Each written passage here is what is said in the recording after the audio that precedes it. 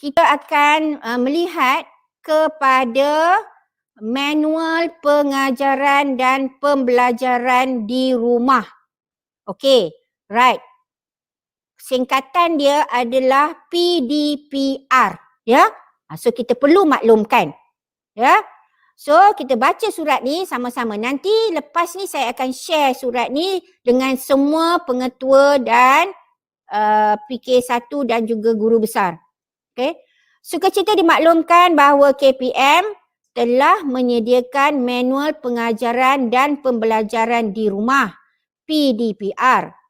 Manual ini bertujuan untuk memberi panduan kepada guru bagi melaksanakan PDPR secara berstruktur dan terancang serta membolehkan murid mengikuti PDPR secara optimum. Okey, seperti yang saya cakap tadilah. Yang ini applicable ataupun diaplikasikan kepada sekolah-sekolah yang tutup disebabkan oleh COVID. Okey, yang ini surat manual ni berkait dengan surat siaran KPM bilangan 8/2016. Ya, garis panduan pengurusan pengajaran dan pembelajaran akibat bencana. Okey, so dia kena baca sekali lah dengan yang ini. Kena baca sekali ya. Okey, bila dalam keadaan situasi begini, ya sekolah ditutup, okey, kita kena refer balik pekeliling yang bilangan 8/2016 tadi tu. Sebab tujuan dia memastikan murid mendapat pendidikan yang berterusan, masa lapang murid diisi dengan aktiviti berfaedah, semangat dan momentum murid untuk belajar dapat dikekalkan, murid tidak ketinggalan dalam pelajaran, sukatan pelajaran dapat disempurnakan dalam tempoh yang ditetapkan. Okey, diguna pakai dalam situasi apa? Murid berada di rumah, okey, di asrama kerana sekolah ditutup akibat bencana atas arahan KPM. Murid berada di rumah kerana terputus akses untuk ke sekolah akibat bencana. Okey, murid berada di pusat pemindahan sementara dan tidak dapat hadir ke sekolah kerana ke rumah kediaman terlibat dengan bencana. So yang ini, okey, maksudnya bila ada sesuatu yang menghalang pelajar, murid-murid untuk hadir ke sekolah, maksudnya PDP masih perlu diteruskan. Masih perlu diteruskan. Maksudnya kalau ada bencana ke, ada apa-apa ke, PDP tak putus. Masih kena on. Masih kena on ya. PDP masih kena diteruskan. Okey. Yang inilah yang tuan-tuan dan puan-puan perlu download, okey, dalam laman Sesawang tu. Ya, bila tuan-tuan dan puan-puan download, tuan-tuan dan puan-puan akan dapat ini. Manual pengajaran dan pembelajaran di rumah. Okey. So dalam manual ni ada kandungan dia, pengenalan, definisi operasi, objektif, pendekatan dan kaedah PDPR. Pendekatan PDPR, kaedah PDPR, pelaksanaan PDPR. Okey, ini adalah manual yang boleh tuan-tuan dan puan-puan download dari laman Sesawang tersebut.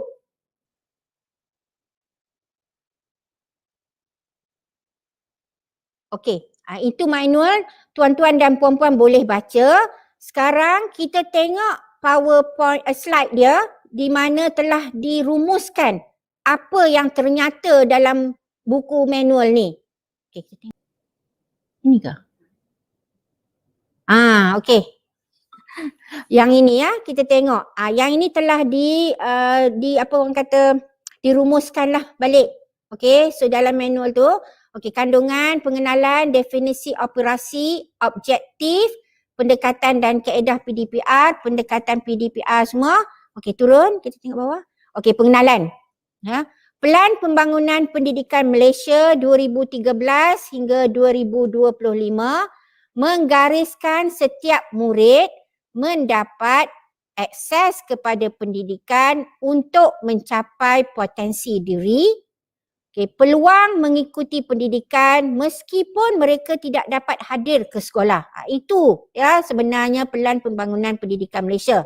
So tujuan manual ini, manual PDPR ini adalah untuk membantu guru melaksanakan pengajaran dan pembelajaran di rumah sebagai alternatif pembelajaran norma baharu.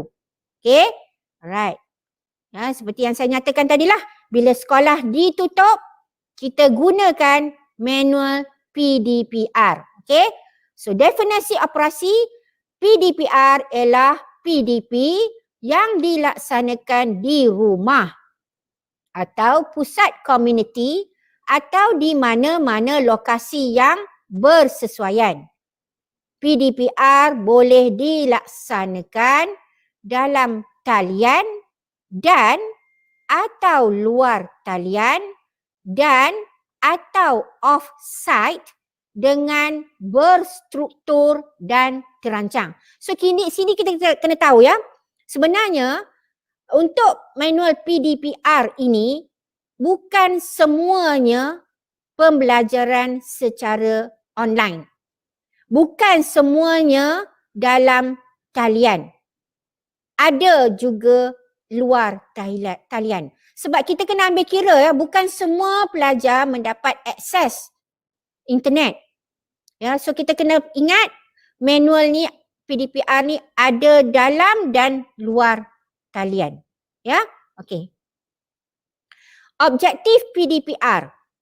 Panduan kepada guru untuk melaksanakan PDPR secara berstruktur dan terancang dan murid mengikuti PDPR secara optimum. Right. Pendekatan PDPR dalam talian. So tadi saya sebut ya, ada yang dalam talian, ada yang luar talian. So dalam talian cara belajar ada capaian internet, murid menggunakan peranti dan belajar secara real time. Okey, di sini dinyatakan tempoh layar maksimum ikut umur. Kalau tahap persekolahannya prasekolah, tempoh waktu layar sehari adalah 1 jam. Kalau rendah, 1 hingga 2 jam. Menengah rendah, 2 hingga 3 jam. Menengah atas, 3 hingga 4 jam. So, peranan pentadbir buat jadual ya untuk pelajar-pelajar mengikuti pembelajaran di rumah. Ikut waktu jam tersebut. Janganlah dari pagi sampai ke tengah hari sampai ke petang. Terlalu lama sangat. Tak perlu. Boleh ikut sahaja di sini. Tempoh waktu yang diberikan. For example, menengah rendah 2 hingga 3 jam. So boleh buatlah jadual waktu. Ya. Okey, medium yang digunakan adalah Delima, Cikgu Tube dan aplikasi media sosial. Google Meet atau Microsoft Teams live streaming, e-permainan, gamification, video, klip audio, e-buku, rakaman video atau tugasan dalam talian. Itu dalam talian. Okey, untuk pendekatan PDPR luar talian. Murid belajar menggunakan peranti seperti komputer, komputer riba, tablet atau telefon pintar tanpa capaian internet. Ya. Okey. Alright. Okey, yang ini tak perlulah sebab kita tak akan ada yang ini. Pendekatan PDPR secara off-site ni tak ada sebab kita tak ada kita pergi hantar ke pusat mana-mana, tak ada. Okey, mereka duduk di rumah sahaja. Okey. Okey, kaedah PDPR menggunakan modul. Modul yang diberi ni dirancang secara berstruktur untuk memenuhi keperluan mata pelajaran. Okey, perkara yang perlu ada di dalam modul, sasaran. Okey, prasekolah ke, rendah atau menengah. Tajuk atau tema modul, objektif berdasarkan DSKP. Tempoh pelaksanaan aktiviti, nota berkaitan tajuk modul, aktiviti relevan topik PDP dan pentaksiran. Okey. Alright. Kemudian kaedah PDPR ya, pembelajaran di rumah berasaskan projek. Dilaksanakan mengikut mata pelajaran ataupun gabungan beberapa mata pelajaran. Boleh gabung ya. Pelaksanaannya adalah seperti berikut. Memberi tajuk kepada murid. Membimbing murid untuk mengenal pasti kaedah menyiapkan projek yang diberikan.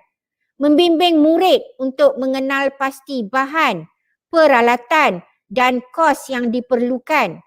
Menentukan jangka masa menyiapkan projek, membimbing murid menyelesaikan projek, membentangkan hasil projek dan membuat refleksi tentang proses penghasilan projek. Itu kalau buat projek lah. Peranan guru di sekolah. Menyusun semula rancangan pengajaran tahunan berdasarkan dokumen standard kurikulum dan pentaksiran. Rancang balik, susun balik RPT. Guna DSKP dan takwim persekolahan yang berkuat kuasa. Kemudian merancang pula RPH, rancangan pelajaran harian berdasarkan RPT yang telah disusun dan jadual waktu PDPR supaya kandungan kurikulum dapat disampaikan secara optimum. Menentukan kaedah penyampaian yang fleksibel mengikut situasi semasa dengan mengambil kira sumber yang ada pada murid. So seperti yang saya sebut tadi, guru-guru walaupun sekolah tutup, masih lagi kita pastikan pembelajaran berjalan ya. Guru juga perlu menyediakan bahan yang mudah didapati, diakses dan bersesuaian dengan kaedah PDPR yang digunakan. Memastikan murid mendapat tugasan atau latihan yang dirancang oleh guru. Pastikan murid dapat ya. Boleh guna khidmat bantu komuniti lah kalau pelajar tak boleh datang ke sekolah. Kalau ada latihan yang diberi secara hard copy, minta komuniti untuk membantu menyampaikan, menyerahkan tugas latihan ni. Menggunakan pelbagai kaedah pentaksiran seperti kuis, tugasan atau latihan dan projek untuk menentukan pencapaian murid. Mengadakan perbincangan dengan ibu bapa, penjaga untuk menyokong pembelajaran murid di rumah. So kita kena ada orang kata communication lah dengan ibu bapa. Kita kena minta ibu bapa ni pantau pembelajaran anak-anak murid, anak-anak mereka di rumah. Kita tak boleh sekadar bagi, kemudian kita biarkan aja, takut pelajar tak ikut. Jadual waktu kita bagi pada ibu bapa, kita pastikan anak-anak murid, anak-anak ni mengikuti pembelajaran di rumah. Merekodkan pelibatan murid dalam PDPR menggunakan kaedah yang bersesuaian. Rekodkan. Ya. Kemudian peranan pentadbir, memastikan perancangan dan pengurusan PDPR dilaksanakan dengan teliti, cekap dan berkesan untuk mengelakkan pertindanan masa antara mata pelajaran dan lambatkan tugas atau latihan kepada murid. Mengatur jadual pembelajaran yang fleksibel bagi menguruskan aktiviti PDPR yang berkesan dan memantau PDPR yang dijalankan dan memberikan sokongan yang bersesuaian kepada guru. So, kita sebagai pentadbir kita kena susun jadual supaya tidak bertindan. Seperti hari tu sewaktu PKP, kalau kita tak buat jadual, akan terdapat longgokan tugasan untuk pelajar. So kesianlah dekat pelajar tersebut, kesian kat murid-murid ni. Semua guru bagi tugasan. Mereka tak menang tangan sebenarnya pelajar-pelajar ni. So sebab itu peranan pentadbir susun jadual betul-betul. Hari ni berapa mata pelajaran, besok pelajaran apa, lusa mata pelajaran apa, supaya tidak berlaku pertindanan dan supaya tidak berlaku longgokan tugasan. Itu yang berlaku sebelum ini. So kita pastikan betul-betul kali ini jika sekolah ditutup, kita peranan pentadbir susun jadual betul-betul dan kemudian diminta juga untuk memantau sama ada guru-guru ni betul, adakah mereka betul melaksanakan PDPR.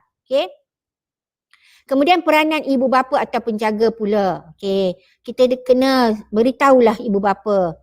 Membantu anak-anak jagaan mendapat maklumat berkaitan sesi PDPR ataupun arahan, tugasan, kerja rumah yang diberikan guru. Maksudnya ibu bapa kena ambil berat, tanya. Itu yang guru-guru ni kena selalu boleh communicate lah dengan ibu bapa.